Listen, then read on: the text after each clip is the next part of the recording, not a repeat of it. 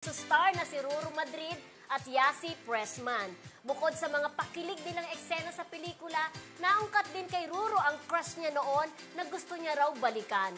I-reveal na yan, Ruru. Grade 5. Tapos nililigawan ko siya talaga. Kasi totoo mong ligaw. Nag-iipon ako ng pera para nagaluwa ko siya ng bulaklak. Grade 5 pa lang talaga? Ano ka na, no? Tapos nung sinabi niya sa akin, sorry, I'm taken, ikakasal na ako. So, nawalan na ako ng hope. Nung teacher mo pa siya, kakasal? Oo, ikakasal na po siya. Parang niligawan ko po siya ng mga 1 week. Everyday pinapadala ko siya ng bulaklak.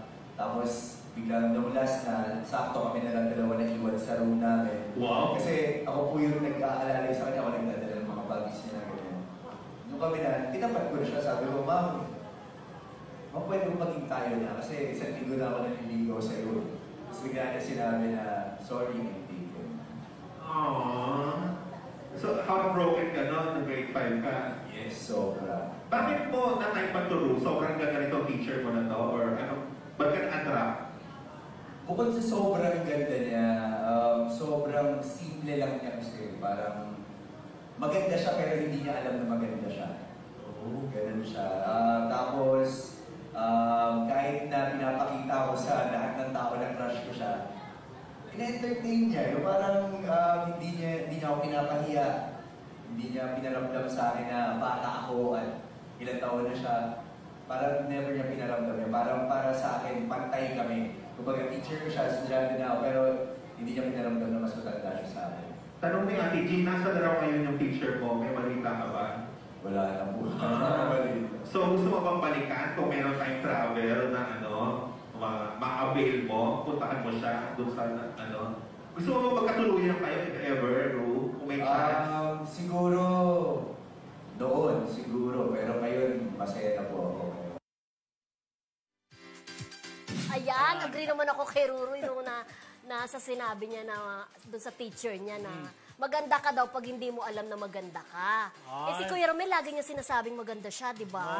So hindi pala siya maganda. Ayan, mag-absent talaga, di ba? Uy, ano?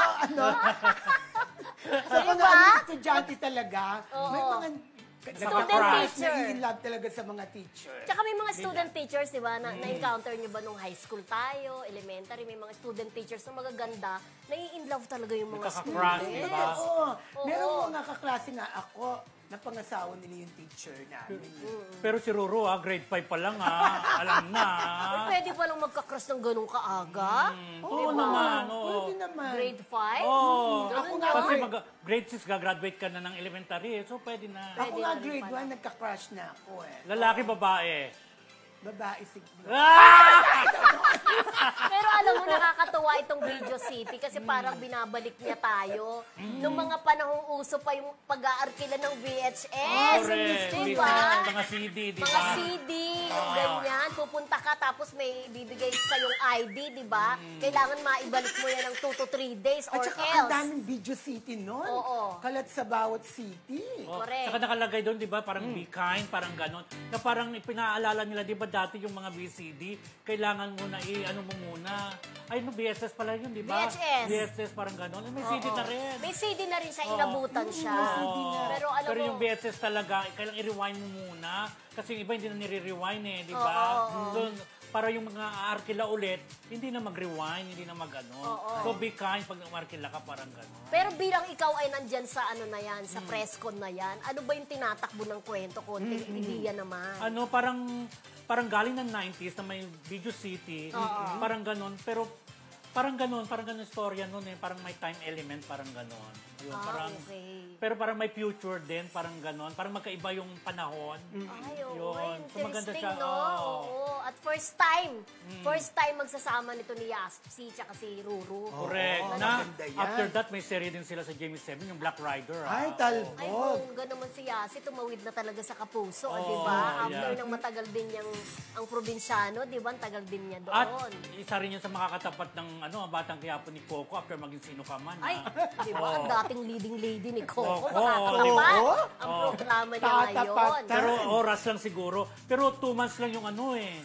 2 months lang yung maging sino ka man ang time. Oo. So, pwedeng yan ang makatapat balang araw Oo, Diba?